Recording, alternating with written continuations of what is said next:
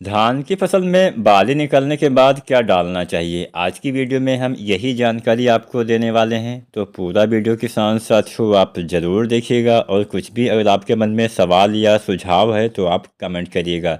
बालियाँ निकलने के बाद हमारा कार्य ख़त्म नहीं होता है, इसके बाद भी बहुत सारी आवश्यक कार्य हमें करते रहना चाहिए, नहीं तो उत्पादन में आपको कमी देखने को मिल सकती हैं। कुछ गलतियां हमें नहीं करनी चाहिए, कुछ बातों का ध्यान देना चाहिए जिससे अच्छा उत्पादन मिले, अच्छे से परागण हो सके, तमाम चीज़ें होती हैं।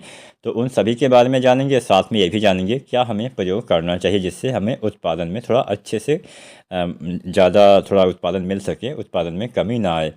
तो सबसे पहले आपको दो तीन बातों पे ध्यान देना है। बाली निकलने के बाद पानी की कमी नहीं होने देना चाहिए, पोटास की कमी नहीं होने देना चाहिए और परागण में कोई दिक्कत ना आए। ये तीन चीज़ें अगर आप सही से कर देते हैं तो आपको उत्पादन में कोई भी कमी देखने को नहीं मिलेगी। सबसे पहले मैंने बोला पानी की कमी नहीं होनी चाहिए, तो इसका मतलब ये भी नहीं कि हाँ पानी लबालब भर के रखिए। अगर आप ज़्यादा पानी भी भर के रखते हैं तो फसल गिरने की संभावना बढ़ जाएगी, तो इसलिए आवश्यकता से ज़्यादा पानी नहीं रखना है और पानी की कमी भी मिट्टी में नहीं होने देनी चाहिए, इस बात का ध्यान देना है। अगर पानी की कमी बालियाँ निकलते समय हो गई, बालियाँ छोटी पतली कमज़ोर रह जाएंगी, दाने शुरुआत से ही खाली रह जाएंगे। अगर बालियाँ निकलने के बाद अगर ये समस्या आ जाती है तो दाने का भराव सही से नहीं हो पाएगा, दूध बनते समय समस्या आती है तो भी भराव सही से नहीं हो पाएगा, पोलिनेशन के समय समस्या आती है तो पोलिनेशन सही से नहीं हो पाएगा, यानी परागण सही से नहीं हो पाएगा। तो पानी की कमी नहीं होने देना चाहिए। इसके साथ साथ किसान साथियों आपको एक दूसरी बात पे भी ध्यान देना है, परागण के ऊपर ध्यान देना है। परागण जैसा कि मैंने बोला, पहली वजह हो सकती है पानी की कमी से भी परागण बाधित हो सकता है, सही से परागण ना हो। अगर पानी की कमी परागण के समय हो जाएगा तो ऐसी समस्या आ जाती है। लेकिन इसके अलावा भी बहुत सारे कारण होते हैं जिससे परागण में दिक्कत आती है। एक तो मुख्य कारण होता है बोरोन की कमी। अगर आपकी फसल में मिट्टी में बोरोन की कमी है तो ये समस्या होने की संभावना ज़्यादा रहती है, इसलिए हम बोरोन का अक्सर बाली आने से पहले स्प्रे करते हैं। बोरोन जो आता है 20% वाला, 100 से 120-25 ग्राम तक आप डालिए, 1 एकड़ के हिसाब से मैंने मात्रा बताई है। इसका इस्तेमाल बाली निकलने से पहले आपको करना है। गबोड अवस्था में आप डाल सकते हैं या फिर एक दो बाली निकली है तो भी डाल सकते हैं, लेकिन हाँ ज़्यादा बाली निकल रही हैं उसके बाद आप डालेंगे तो काम नहीं करेगा। सबसे बढ़िया है बाली आने से पहले ही प्रयोग कर दीजिए, इससे ज़्यादा फ़ायदा मिलेगा। तो बोरोन की आपको पूर्ति करनी चाहिए। बोरोन जब हम डालते हैं गबोड अवस्था में तो एक एनपीके भी डालते हैं 05234, जिससे दाने का भराव अच्छे से होता है, मतलब बालियाँ अच्छे से आती हैं, बालियों की साइज़ लंबाई मोटाई अच्छे से आती है, दाने की संख्या अच्छी रह जाती है। तो ये आपका 05234 बढ़िया काम करता है। बाली आने से पहले 05234 और बोरोन का इस्तेमाल किया जाता है। तो ये तो बात होगी कि हाँ हमें क्या डालना है बाली आने से पहले, उसके बाद की भी हम बात करते हैं।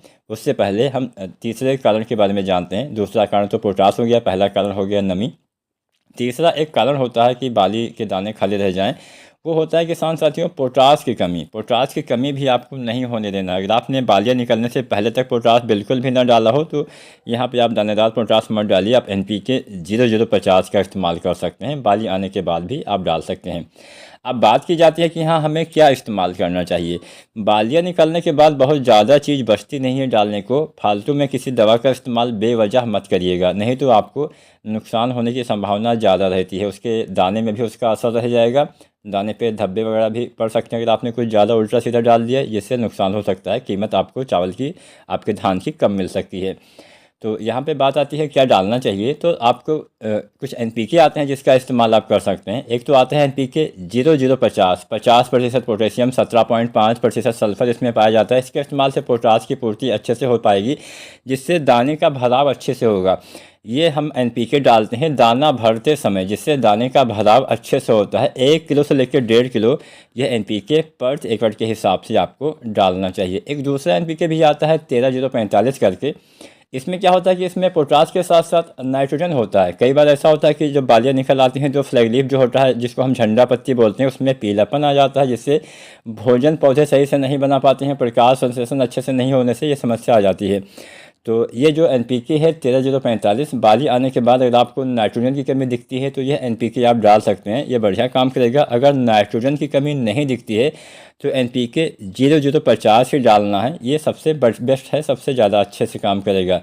1 से 1.5 किलो कोई भी NPK आप डालिए। जब भी इनका इस्तेमाल करिए तो मिट्टी में उचित नमी भी होनी चाहिए। बिना नमी के आप किसी भी खाद, किसी भी दवा का इस्तेमाल करेंगे वो अच्छे से वर्क नहीं करेगा, हो सकता है उसका फ़ायदे की जगह नुकसान हो जाए। तो अगर आप इन सभी बातों का ध्यान देते हैं तो बाली निकलने के बाद दाने का भराव भी अच्छे से होगा और आपके पौधे में, आपकी फसल में अच्छा उत्पादन भी निकल के आएगा। दाने का वजन अच्छा रहेगा, चमक अच्छी रहेगी। तो आज की वीडियो जानकारी पसंद आई हो तो लाइक शेयर करें। चैनल को सब्सक्राइब नहीं किया है तो इंडियन एग्री हेल्प चैनल को सब्सक्राइब करें। धन्यवाद।